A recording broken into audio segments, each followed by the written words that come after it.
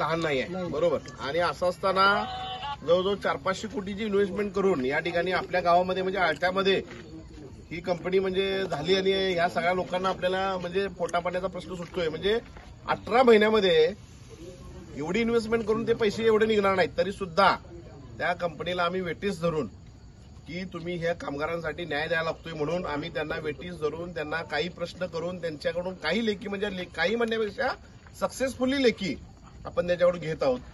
कारण तुम्हा सगळ्यांचं पोटपाणी म्हणजे आमचंच आहे. मी तुम्हाला सांगितलं होतं की आम्ही तुमच्या लढ्यामध्ये शेवटपर्यंत राहणार आणि इथून पुढेही असणार. काय तर आता हा विषय आहे की हा विषय संपला, याचा अर्थ काय की तुम्ही कुणी कुठं लीडर व्हायला जाऊ नका, बरोबर.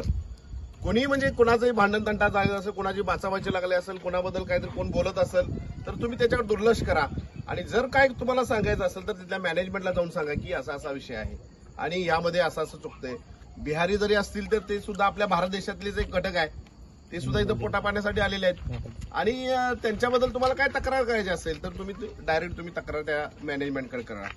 आणि आता हे तुम्ही म्हणू नका की मी आता 1 तारखेलाच कामाला जाणार, कारण तुमच्या आता बाकीच्या कामगारावर त्या 4 जणांचं भवितव्य पण आहे माहिती आहे. तुम्ही जितकं चांगलं वागणार आहे तितकं तेवढ्या लवकर त्या 4 लोकांना घेणार आहे. त्या 4 जणांचं कसं झालंय, व्हिडिओ ते आम्हाला दाखवलं त्याने. त्यांचं कसं आहे, तुमच्यावर भवितव्य आहे त्यांचं. त्यांना लगेच आपण मंगळवारी भेटू. 25-30 जण अजून कोण कामाला लागणार असतील, नवीन कोण संबंधित असतील, आपली संबंधित तुमची भाऊ बहीण कोण असतील, शब्द दिल्यात तिने उद्या पाठवून द्या, उद्या घेतो कामावर म्हणल्या 25-30 जणांना. 45 वर 50 वरच्या पुढचे कोण नको. किती म्हणतात उद्या सकाळी कंपनीच्या बाहेर करा. दारू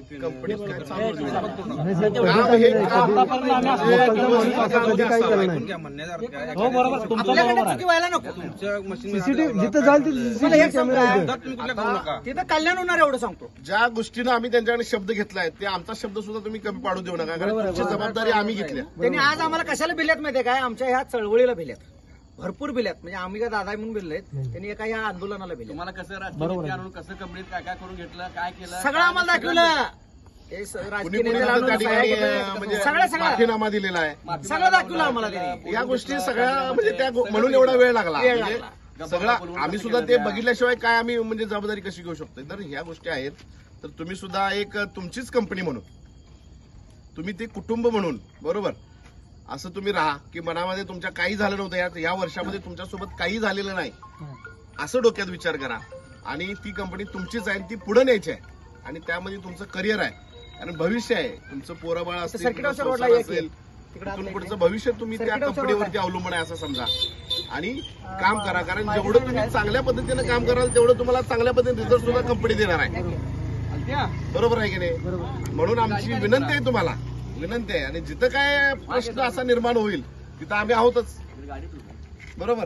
तुम्हाला 100% आम्ही आहोतच. कुठल्याही गोष्टी आम्ही कमी पडणार नाही. म्हणजे उद्या आंदोलन जिल्हाधिकारी कार्यालयाला तीव्र करायचं. पण कसं आहे माहिती काय, आपल्या त्या आया बहिणी बघितला कशा बसलेल्या उन्हात आणि एक कुठं तर लिमिट येते आम्हाला. मी पण जरा घाबरालतो.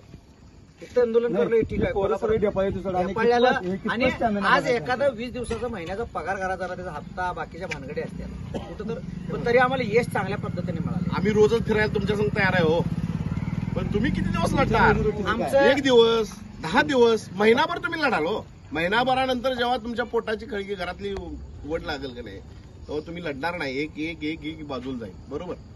हा प्रश्न सामंजस्यपणानंच मिटवला पाहिजे म्हणून आम्ही सगळ्यांनी त्यांच्यासोबत व्यवस्थित चर्चा केली. चांगल्या पद्धतीनं चांगल्या मुद्द्यावर चर्चा झाली. ते चांगल्या पद्धतीनं आपल्याला म्हणजे सहकार्य करायला तयार झाले. सहकार्य म्हणण्यापेक्षा त्यांचं ते कामच होतं.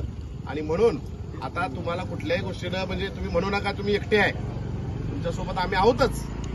आता कंपनीचं प्रशासन सुद्धा तुमच्यासोबत आहे, 100% तुमच्या बाजूने असणार, तुमच्या बाजूने आहे. तुमच्या वागणूक तुम्हाला दिसेल, तुमच्या संग कसं वागायला त्यांनी. आणि तुम्ही सुद्धा म्हणजे काय असं मनात धरून वागू नका. कामाला सुद्धा वेळेवर जा. जर तुम्हाला आता योग्यरित्या रजा ज्या असतील त्या रजेच्या तुम्ही आता परमनंट झाला म्हणजे तुम्हाला त्या चाकोरीत जायला लागणार आहे. म्हणजे योग्य वेळी योग्य रजा घेणं, त्याचा रजेचा अर्ज देणं किंवा मी कामावर आज येणार नाही, या सगळ्या तुम्हाला गोष्टी लागू झाल्या नाही तर तुम्ही काय करशील 10 दिवस रजा म्हणजे कामावर येणार नाही आणि परत म्हणशील तिकडे की काय झालं तेवढं 10 दिवस माझं असं काम होतं, तर चालणार नाही. चालणार नाही. तर ते जे काय असेल ते तुम्ही नियमात जावा, नियमात जे काय असेल नियमाचं पालन करा आणि त्या पद्धतीनं तुम्ही लिगली अर्ज देऊन बाबा मला आज रजा पाहिजे आहे, अशा पद्धतीने करा. म्हणजे कुठलीही गोष्ट करत असताना आपण कायद्याच्या ह्याच्यामध्ये करतोय आणि ते कायद्याचं हे सुद्धा तुम्ही लावून घ्या मनाला. त्या आमच्या आंदोलनामुळे ते दादागिरी काय करू नका.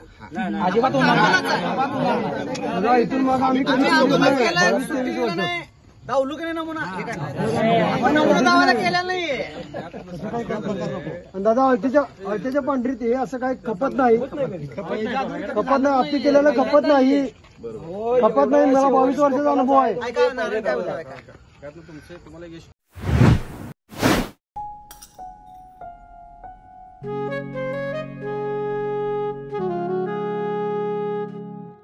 बाबा आज येताना बासुंदी घेऊन या ना. अगं कालच आपण आईचा वाढदिवस होता म्हणून आणली होती ना.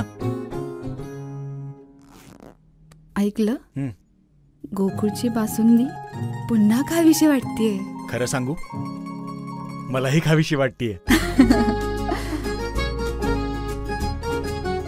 पुन्हा पुन्हा खावीशी वाटणारी गोकुळ बासुंदी.